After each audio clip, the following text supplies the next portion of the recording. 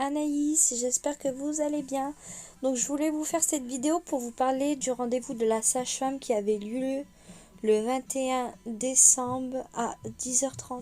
Donc voilà, elle a demandé des nouvelles, elle nous demandait si je me sentais bien, si j'étais pas trop fatiguée. Donc j'ai dit que j'avais des petites nausées, que j'avais été malade auparavant mais que ça va, que au niveau vomissement c'était pas non plus insupportable, j'ai pas non plus des vomissements sans arrêt. C'est quand j'ai un mauvais goût dans la bouche, c'est vrai que ça peut arriver que bébé me fasse vomir.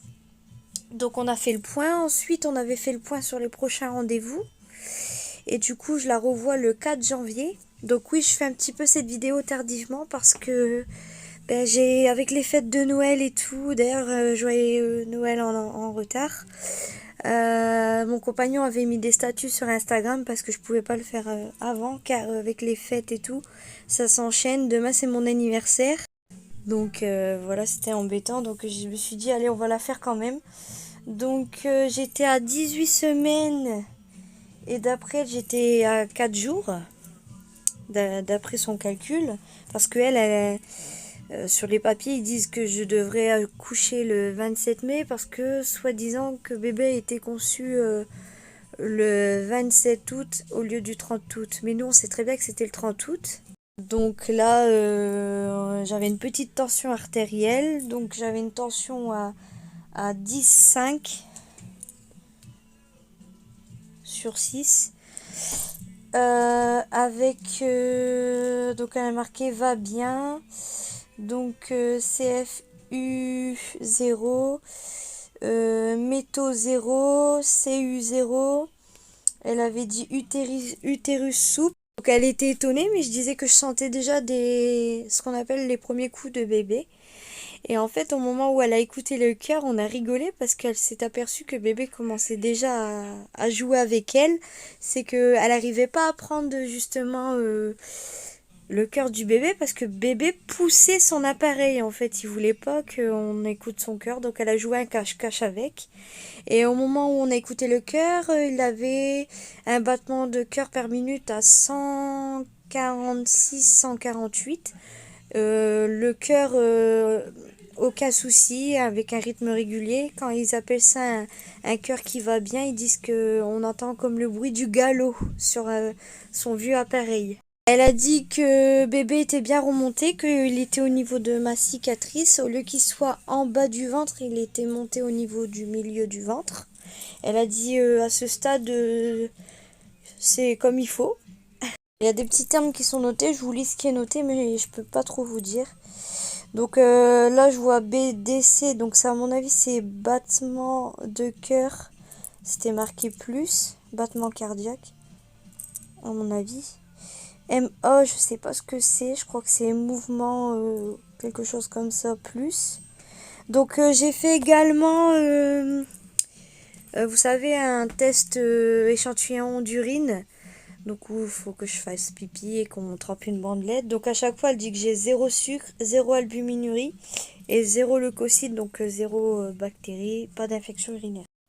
Donc elle a aussi précisé les prochains rendez-vous. Donc elle a vu que j'ai une écho T2 le 19 janvier. Comme quoi il va avoir le CPN le 8 février. Donc le CPN, ça c'est un entretien avec l'anesthésiste. Elle sait aussi qu'il y a un CPAR le 702 et également un IRM de prévu. Donc le 4 janvier, donc je récapitule les rendez-vous, mais mon homme a déjà fait la part du boulot.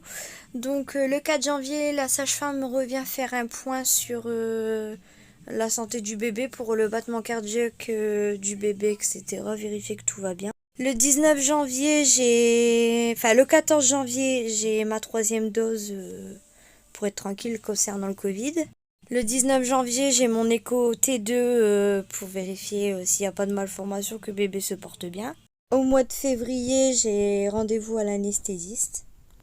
Et vers fin janvier, j'ai mon rendez-vous IRM pour vérifier ma tête, si ma tumeur n'a pas bougé, si elle continue de régresser et s'il n'y a aucun risque pour accoucher par voie basse. Sinon, avant, c'est pour ça qu'ils demandent de le faire proche du rendez-vous de l'anesthésiste parce qu'en fait avec les résultats je vais aller voir l'anesthésiste et c'est eux qui vont juger si j'accouche par voie basse ou si j'ai une césarienne programmée. Le 19 janvier, sachant que j'ai le rendez-vous de la T2, à chaque fois que j'ai un rendez-vous à l'hôpital, je dois faire le sérologie toxoplasmose, albuminurie sur échantillon.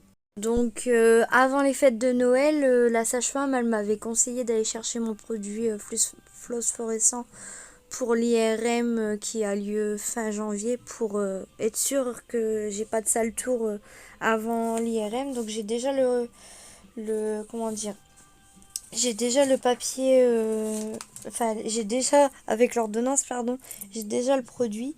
Donc mon IRM il va se passer le 28 janvier 2022. Le rendez-vous de l'anesthésiste, il va se faire le 7 février 2022 à 10h. Et en fait, j'ai pareil, en fait, j'ai eu un questionnaire à remplir pour l'anesthésiste pour qu'il sache tout au moment de l'anesthésie, quoi. Pareil pour l'IRM, on a un questionnaire à remplir. Voilà, en tout cas, j'espère que vous m'en voulez pas trop pour le retard parce que avec cette grossesse, en plus, je commence à sentir les coups du bébé, donc je suis désolée si je vous ai un peu laissé tomber, mais j'étais tellement omnibulée par mon petit trésor d'amour là qui est dans mon ventre que je suis désolée. C'est unique et c'est magique quoi, donc je m'excuse encore et merci encore de nous suivre encore à l'heure actuelle. On vous fait des très gros bisous et on vous souhaite un beau bébé pour 2022. Si t'as kiffé cette vidéo, t'as qu'à t'abonner en cliquant sur le bouton s'abonner juste en dessous, liker la vidéo, activer la cloche de notification pour ne rien louper et commenter, la partager. On se dit à la prochaine pour une nouvelle vidéo. Ciao, bisous les gens.